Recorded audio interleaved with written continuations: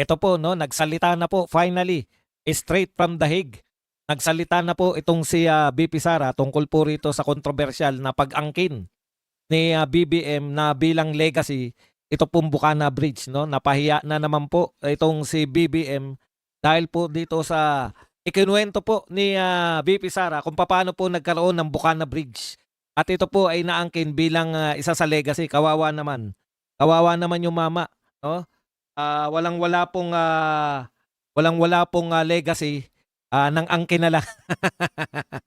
Okey, pero habang naghihintay po tayo ng mga papasok nating mga suki, ay tumalakay muna tayo pagka ano natin, banat agad. Ayan, pag-usapan muna natin 'tong mga maliliit na usapin. Eto po, sabi po ni Jokno, tama si Secretary Singson, dapat bigyan ng ngipin ang ICI. Hindi mo talaga Jokno, basta sa usapang ngipin wala kang katulad. Pero ano po ang katotohanan diyan 'no? Alam niyo po bakit po palpak ito? Kasi una 'no, mayroon na pong mga existing na may mga existing na po tayo na ano, na mga, nag-iimbestiga tungkol sa mga katiwalian. Nariyan po sa Senado yung, Blue Ribbon, meron din pong katumbas ng Blue Ribbon dito sa HOR 'no. Tapos meron pa pong mga ombudsman, meron pa pong DOJ, may NBI, napakarami na pong puwedeng mag-imbestiga sa katiwalian. Ngayon, bakit po naitayo 'tong ICI? Alam niyo naman po, pan-delaying lang po talaga 'to 'no, panlito para lang po yung 3 taon po na walang ginawa ang, pangulo, tungkol po dito sa, malawak na korapsyon sa sarili niyang gobyerno, eh, kunwari may ginagawa siya. At ito pong, ICI na 'to ay isa po 'to sa pagkukunwari 'no, na may ginagawa ang pangulo. Samantalang matagal na panahon wala naman pong ICI. Matagal na panahon na naiiwasan po yung korapsyon sa gobyerno kung may matatag lang pong pamahalaan. At kung hindi man po makatatagan ng pamahalaan katulad po ng mga nauna kay Duterte, ay nag-iimbestiga po yung Senado through Blue Ribbon Committee. Yan po ang pinaka inaasahan ng lahat na maglalantad ng mga katiwalian sa gobyerno. Pero ano po ang ginawa nila? Hindi po nag-iimbestiga. Yan po ang problema ng Pilipinas eh. May mga senador tayo na nag-resign na sa Blue Ribbon Committee, tapos kinuha uli ang Blue Ribbon Committee. Alam niyo po kung bakit? Kasi lahat tumanggi. Tumanggi yung Kiko Pangilinan, 'di ba? Ang tapang-tapang na magsalita na anti-corruption, nagrarally pa eh ayaw namang humawak ng Blue Ribbon Committee. Tumanggi po yung iba. Ngayon si Pia Cayetano hindi tumatanggi. Oh, isa po siya sa pinagpipilian. Eh pero napag-isipan itong mga senador, pag si Pia Cayetano kahit papaano mag-iimbestiga yan. Eh yun nga yung ayaw nila eh. Yung totohanang mag-imbestiga yung mga senador. Bakit po? Kasi pag ang mga senador nag-imbestiga, una live yan. Yung mga tao marunong tumingin kung sino yung nagsisinungaling at mga hindi nagsasabi ng totoo. Patong pareho lang eh. Ganun talaga yung mga nakukuha nilang testigo eh.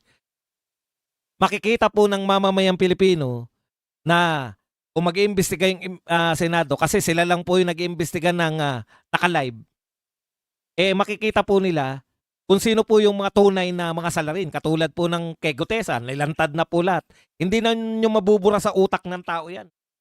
Katulad lang din yan na nakamarka na sa utak namin nung inimbestigahan ng Kongreso, House of Representatives, si Laila de Lima. Nakatatak na sa utak namin si Junel, nakatatak na sa utak namin si Dayan, nakatatak na sa utak namin si Laila de Lima na merong kinalaman.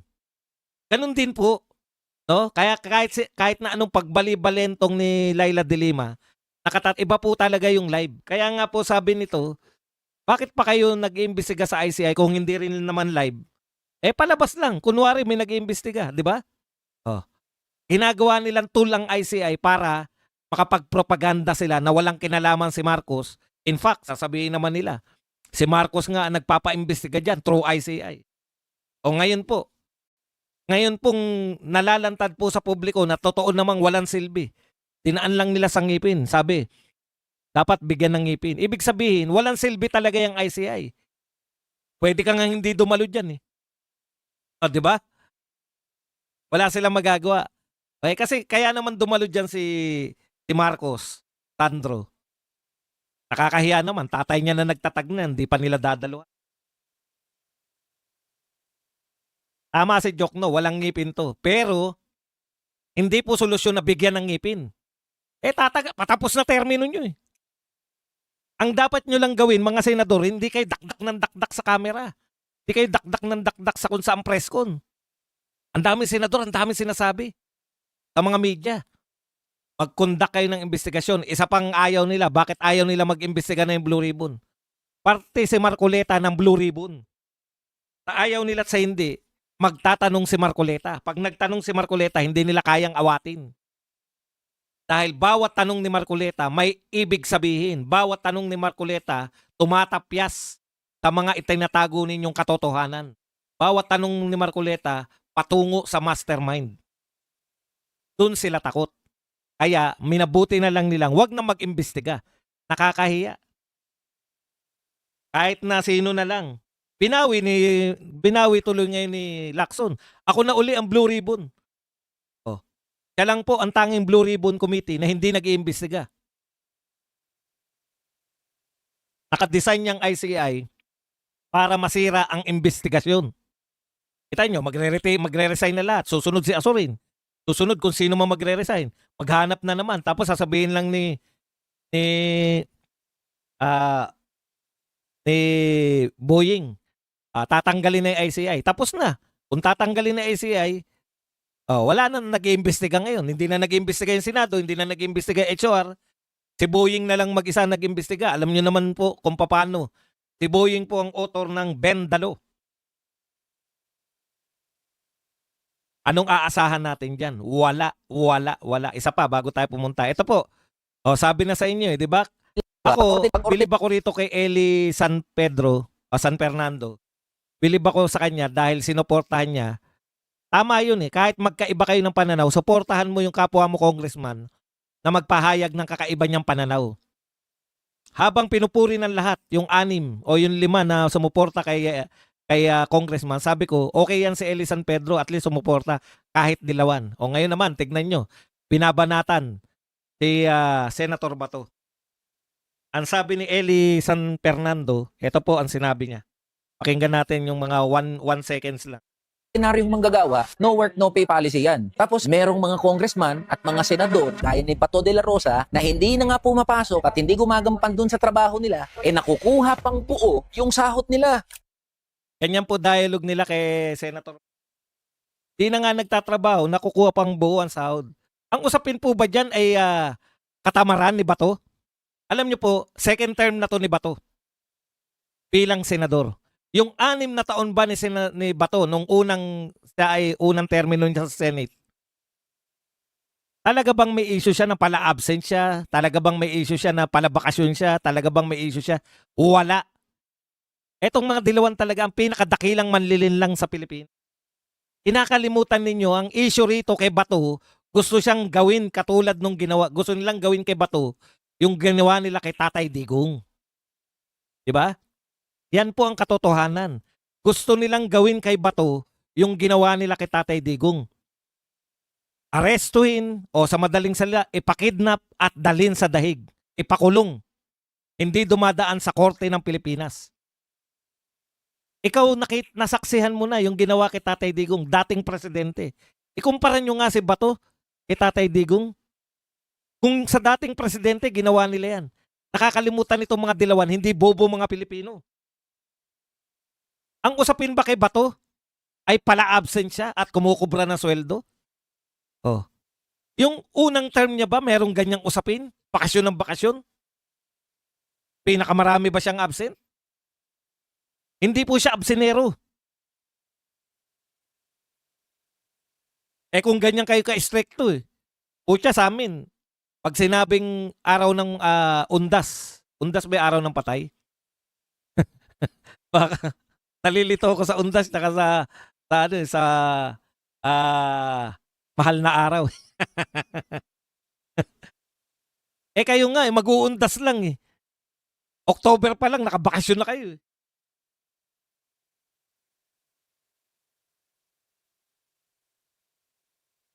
Kayo nga, meron kayong araw ng patay break, Christmas break. Ang dami nyong bakasyon Pero tuloy-tuloy ang sweldo nyo. Umangal ba kami? Di naman po tumatakas si Bato sa trabaho niya. Ang tinatakasan niya po, yung pangingidnap sa kanya. Yung illegal na pwedeng gawin sa kanya. Hindi pa nga nare-resolve ng Supreme Court eh. Kung legal o illegal yung ginawa kay Tatay Digong, bakit siya makikipagsapalaran? Ikaw, Eli San Fernando, kaya mo bang awatin yung huhuli kay Bato? Kung hindi, manahimik ka. Ganyan ang mga dilawan eh. Makabanat lang, di ba? O, eto po. Sabi ni BBM, December 6, Saturday. Ay, hindi. Ngayon pala to. Nung naroon po siya sa Bukana Bridge, ito ay isa sa 4 na malalaking proyekto, ang mga tinatawag naming legacy projects. O, legacy project niya. Daw yung Bukana Bridge. Ito naman ang sagot ni Rowena Guanzon. Ang legacy mo ay 20 pesos na bigas na good for one day. Tapos trillion peso corruption and flood control ghost project. Correct. Diyan ka matatandaan. Sa flood control, trillion na pagnanakaw. Ngayon, ang dami pong mga tagutan na nagaganap. Meron pa pong tinuran itong si Anticler. Doon po sa Bukana, Alam niya lahat na nagaganap sa buong mundo. doon po sa Bukana, doon po sa Bukana ano ba yung bridge na inopen po na sinasabi po niyang naaprubahan ng mga 2022 at 2018 pa daw po yun under the previous administration. Sino po ang bumabatikos? Sino po ang nagsabing credit grabber? Kami. Lahat ng Duterte supporters, kami ang nagsasabing credit grabbers si BBM. Kung sino? Wala ba? In denial ka. Ha? O, eto po, pakinggan natin. Ayoko lang po iparinig yung kay BP Sara kasi may tugtog. Pero ayon po kay BP Sara, kinuwento niya na po. Ako na lang po magkukwento kasi may makaka-copyright po tayo eh. Ayon po kay BP Sara, eto ang totoong kwento, no? Nung siya po ay mayor ng Davao City, may pondo raw po para sa coastal road. Kaya lang putol po yung coastal road, hindi po makakatulay. Nakita ko po to eh. Kung eto pong tulay na to na sinasabi, yung sa Magsaysay Park, nakita ko po to nung ginagawa. Nariyan po ako sa Davao noon. Tambak ng malalaking bato. Kitang-kita nyo po na may bridge doon na ginagawa. Bahagi po, karugtong po ng coastal road. Yan po, magdudugtong po sa coastal road. Papunta raw ng Bangkerohan, sabi ni BP Sara. Okay. Ano po ang sinabi ni BP Sara? Nung mayor siya, pinaalam niya rin kay Tatay Digong, pero alam na rin ni Tatay Digong na yung coastal road, yung kahabaan ng coastal road sa Davao, na napakaganda po, promise. Pag nakita niyo po, coastal road po yun, pero pasyalan at the same time. Yung napakagandang coastal road po, hindi po yan makakarating doon kasi ano po yan, ma-dead end sila dahil kinakailangan ng tulay. So sinabi po yan ni BP Sara kay Tatay Digong at sa kagalingan po ni Tatay Digong na maghanap na magpopondo, nagawan po ng paraan. Kaya po ang pinagpapasalamat ni BP Sara Duterte. Iba po to sa iba, no? Ganito po kasi nangyari. Marami pong project. Iba po yung bigyan ko muna kayo, no? Bakit inaangkin ito ni BBM at bakit hindi pwede niyang angkinin to. Si Pinoy po, marami pong drawing yan. Ipapa-aprobahan po. Marami po siyang drawing na proyekto na wala namang pondo. Linano nila, inaprobahan, pero wala po sila. Ang importante po, sa proyekto, mapondohan. O may magpopondo. O meron ng nakatokan na nakapondo. Kaya po, yung Mindanao Railways, nakakapanghinayang po yun kasi linano yun ni Duterte. May magkiklaim dyan na mga naunang panahon pa, meron na yan. Utot nyo lahat. Kasi may anong tawag sa plano na may blueprint na yan. Nung panahon ni gano'n, may blueprint na. Yung blueprint, dalawasin ko yung blueprint. Ang blueprint para maging totoo, kinakailangan ng pondo. Unless na walang pondo, walang kwenta yan. Ang daming plano. Pero wag mong pondohan. Wala po yan. Hindi po proyekto yan. Until na nagkaroon ng pondo. Pinoy, maraming ganyan. Proyekto. Kaya lahat po ng ina-inaugurate ni Tatay Digong, sasabihin ng mga yan, ano yan? Credit grabber yan. Samantalang si Pinoy yan nag-groundbreaking. Marami po na tinuloy si Tatay Digong dahil natenga nung panahon ni Pinoy. Siguro mga 20, ganun. Pero 300 yung kay Tatay Digong eh. 300 yung sinimulan niya. Siguro sa 300 na yun, mga 250 nung natapos. may natitira pang hindi na matapos-tapos dahil hindi pinondohan ng kanyang kasunod. Nakukuha niyo po. Hanggat hindi mo pinopondohan yan, wala pong silbi yan. Kaya marami na tenga na trabaho nung panahon ni ngayon, kaya walang ma-inauguritan si BBM. Alam na natin ngayon ang buong kwento. Kasi lahat ng pondo nilaan nila sa flood control project. Kaya wala talagang malalaki. Ibig mo sabihin ba dong, ay kasing lalaki ng budget ni Duterte? Opo, mas malaki pa po ang budget ni BBM kaysa kay Duterte. Bakit wala na ipatayong kasing lalaki ng panahon ni Duterte? Kaya po, walang naipatayo nung panahon ni Duterte, ni BBM, prioritize nila kaysa sa big ticket project, prioritize nila yung flood control program.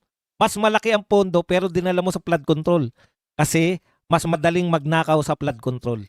So ibig sabihin, nasulit yung pondo ng Pilipinas nung panahon ni Duterte. Kasi lahat na natenga ng mga naunang presidente, natenga pa mula kay GMA, natenga pa mula pa kay Ramos, natenga pa mula kay Noynoy. Tinuloy at tinapos ni Duterte. Kanino yun? Pag tinuloy mo, tinapos sa'yo kasi pinondohan mo. Legacy yan ni Tatay Digong, yung mga tinuloy at tinapos niya. Kasi kaya hindi natuloy yan, may naging problema. At malamang, sabi ni Mark Villar, karamihan ng problema kaya hindi natapos, right of way. Bakit ang galing ni Tatay Digong mag right of way? Kasi Duterte siya, di ba? Naalala nyo? Mga PI kayo. Naalala nyo yung mura ni Duterte? Kaya ikaw, kung may lupain ka, pinakiusapan ka ni Digong, ng gobyerno ni Digong, ay opo, sige po, papagamit po namin itong lupa namin. Nakita nyo po yung leadership, yun po yung quality ni Digong. Panahon ni Noynoy, tenga. O bakit wala nang ginagawa? Kasi po, pero hindi pa rin yan. Maliit lang din yung bilang na yun nung kay Pinoy. Sa tindi ng napagawa ni Tatay Digong, hindi na namin mabanggit kung ano-ano. Kay BBM, 4 lang yung sinasabi niyang legacy niya.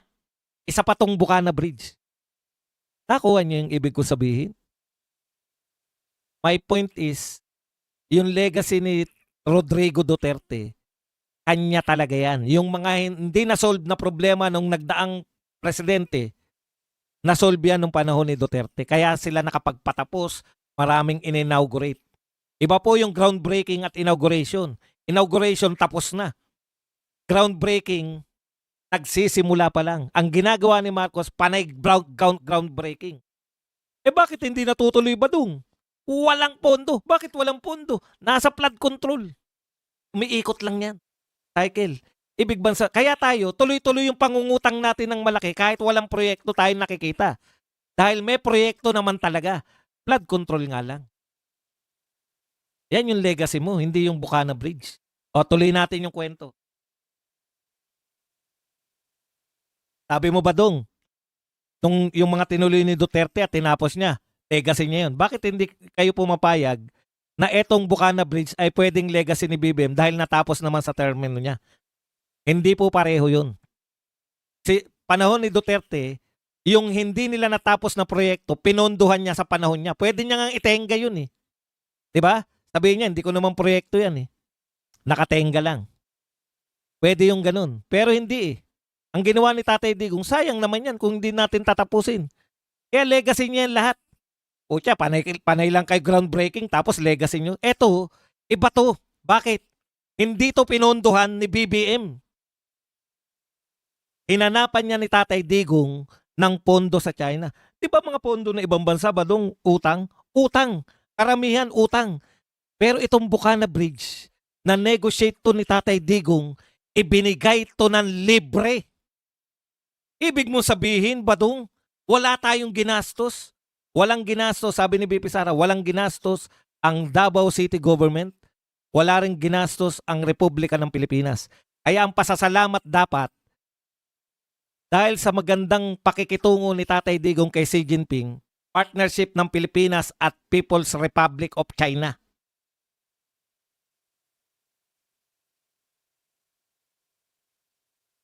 Hindi sa inyo yun, hindi ka nakikinig, Marib eh. Makinig ka. Ano pagkakaiba? Yung tinapos ni Duterte, sangkatutak. Ito, 4 lang yung balak tapusin eh. Ang pagkakaiba nitong Bukana Bridge, Kay Duterte, kung nakikinig ka lang, eto yung paliwanag ko sa iyo, Marib. Makinig ka. Yung Bukana Bridge, walang ginastos si Marcos. To all Duterte yan. Niregalo yan ng China. Hindi dahil kay BBM. Niregalo yan kay Duterte. Panahon ni Duterte. Hindi pareho yun. Si Duterte, pinondohan niya yung mga natenga ni Pinoy, natenga panahon pa ni hanggang way back panahon pa ni Gloria Macapagal. Baka meron pa panahon ni Fidel Ramos eh. Tinapos niya yan lahat. Paano mo sasabihin pareho? Pinondohan ni Duterte yan. Ibig sabihin, pag hindi pinondohan ni Duterte yan dahil namumulitika siya, hindi naman akin yan, hindi naman ako nagpasimula niyan. Hindi siya ganun. Kaya legacy niya yun. Pero, menos mo man yun, wala pa rin yan sa kalahati ng legacy ni Tatay Digong. Maraming proyekto si Tatay Digong nasimulan niya at natapos niya. Halimbawa, yung sa Cebu. Hindi nyo alam yun. Pero nakanganga kayo nung nakita nyo yun. Tumaan kayo doon para matuwa kayo. Hey. Pro-China na rin ba si BBM? Hindi nila sasabihin yan. Dahil kayang-kaya nilang bumaliktad ng mga konsepto. Ang nagkwento na po nito si BP Sara. Kung ayaw nyo pa rin maniwala kay BP Sara, sila po yun. Panahon po nila yan. Binigay ang Bukana Bridge. Panahon po nila yan. Nasimulan lahat ng plano. Matatapos lang po ng panahon ni BBM. Pero pati po pagpopondo niyan, may pondo na po yan sa panahon pa nila. Ano pa po ang kinakailangan ninyong patunay? Na yan po ay legacy ng mga Duterte. Ngayon, kung kayo po sa tingin ninyo ay legacy talaga rin yan ni BBM, gagawa natin. Pero ano po ang punto ko? Kung tinuloy mo sana yung ginawa ni Digong, marami ka sanang legacy na galing sa China. Yung Mindanao Railway sana, doon kami nanginayang Okay na yun. 'Di ba? May pondo na, magpupondo na, China. Siyempre, papalo up mo lang. Kaya naman hindi natapos yun Ipapalo up mo lang dahil nagkaroon ng pandemic Pero katulad nitong Bukana Bridge, tinapos naman ng China. Yan pa ba hindi tatapusin ng China yung Mindanao Railways? May bayad yan. Magbabayad ang gobyerno sa China, hindi niya tatapusin. Yung libre nga, tinapos niya Yung pangbabayaran siya. May magaling tayong secretary ng ano ba may hawak dyan? DOTR. Yung may hawak din ng NAIA. Sabi, ayaw natin sa China, mahal daw yung ano tawag doon? Tubo. Mahal yung tubo.